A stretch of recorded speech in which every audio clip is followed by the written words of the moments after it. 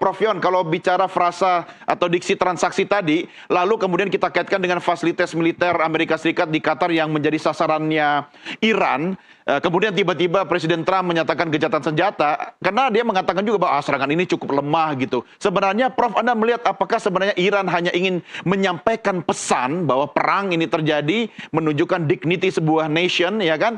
Tetapi memilih sasarannya sebagai bagian dari tanda petik tadi transaksi, Prof.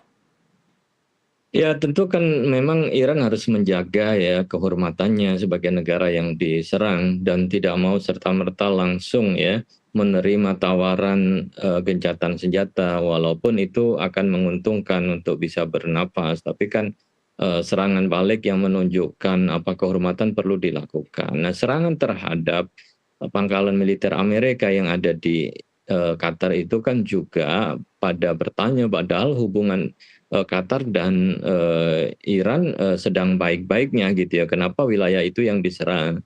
Namun setelah terjadi serangan ya semua pada melihat bahwa personil kemudian peralatan persenjataan, pesawat dan lain sebagainya sudah diungsikan ya seminggu sebelumnya sehingga dalam posisi kosong. Tetapi kan itu menunjukkan sebuah kepuasan ya tersendiri untuk melakukan serangan dan Trump juga sudah menyiapkan ya sama saya kira juga yang nuklir yang ada di Iran sendiri kan tidak membawa korban ya karena juga mereka sudah diungsikan dan pihak Iran mengatakan ya kami sudah menyelamatkan ya bahan-bahan penting yang ada. Transaksi memang menjadi salah satu pilihan karena Trump itu kan seorang pengusaha. Ya. Di balik itu, Trump kan juga mendapatkan investasi besar dari Qatar ya.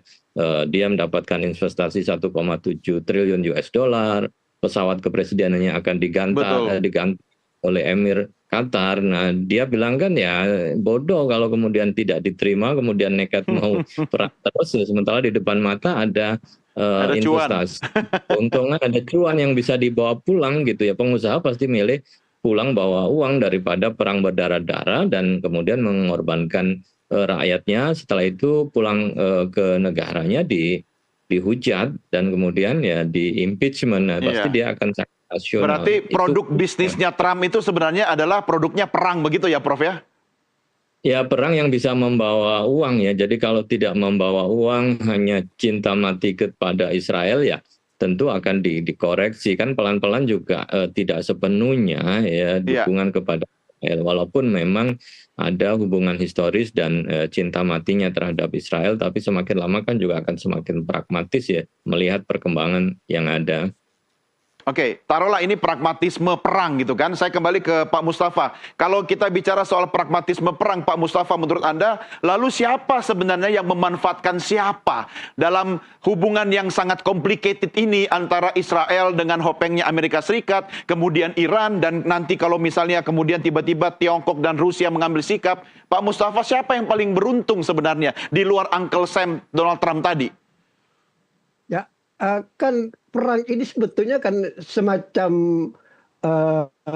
ambisi pribadi Netanyahu ya. Terutama ketika Netanyahu ini kan di dalam negeri ada persoalan serius kan, masalah korupsi, kemudian ada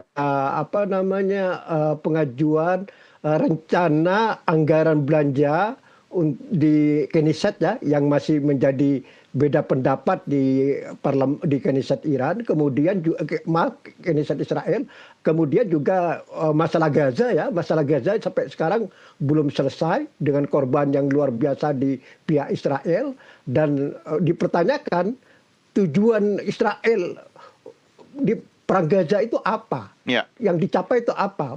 Menghancurkan Hamas masih utuh, itu masih katakanlah masih ada di Gaza. Kemudian tawanan masih belum dibebaskan semuanya kan, masih gagal lah Israel membebaskan tawanan lewat militer misalnya itu kan. Jadi hampir bisa dikatakan bahwa proyek Israel atau tujuan Israel di Gaza itu gagal total. Maka Netanyahu mencari solusi baru ya, untuk mengangkat popularitas dia di dalam negeri. Jadi ini memang ini Mas Don, jadi Ya. memang rumit ini berkait dengan situasi di dalam negeri Israel ya, kemudian dengan perang Gaza, lalu sekarang ada perang Iran kan gitu kan, dan Netanyahu itu kan ingin dinubatkan sebagai pahlawan, Ya. sebagai perdana menteri terkuat yang paling berani, dan dia ditunjukkan mulai dari perang Gaza, Hizbullah, Yaman, dan akhirnya sekarang Iran satu-satunya perdana menteri Israel yang berani langsung mendeklarasikan perang terhadap Iran Ya. sebagai induk dari proksi-proksi yang Ya, ada baik. sekarang itu.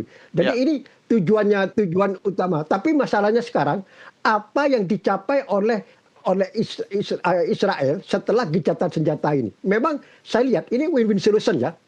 Israel dapat, Iran tentu dapat, Amerika juga dapat. Tapi kalau lihat dari untung ruginya, paling rugi untuk saat ini ya, bukan untuk yang akan datang, Israel.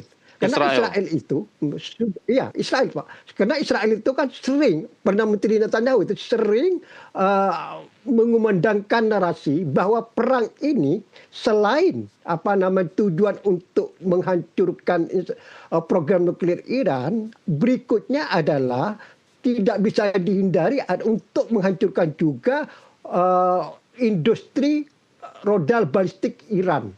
Ya. Dan kemudian juga finalnya adalah menumbangkan rezim Iran. Ya. Karena selama rezim Iran ini masih bercokol, maka ini tetap menjadi ancaman pada Israel. Walaupun sekarang gencatan sudah tercapai ya, kemudian juga instalasi nuklir Iran sudah diklaim, sudah dihancurkan. Walaupun ini masih pertanyaan besar sampai di mana ya, masih pertanyaan, masih belum jelas ini. Katakanlah. Tapi selama rezim Iran bercokol, ancaman terhadap instansi Israel kan masih belum punah, masih ada terus gitu. Oke. Ini konsesi yang Netanyahu berikan dalam konteks gencatan senjata ini demi tercapainya keinginan Trump supaya segera ada gencatan Ya, senjata. baik. Pak Mustafa dan Prof Yon, kita jeda sejenak, kita lanjutkan diskusi kita di kesempatan di segmen berikutnya. Pemirsa, jangan kemana-mana, kami segera kembali sesaat lagi. Senjata, beberapa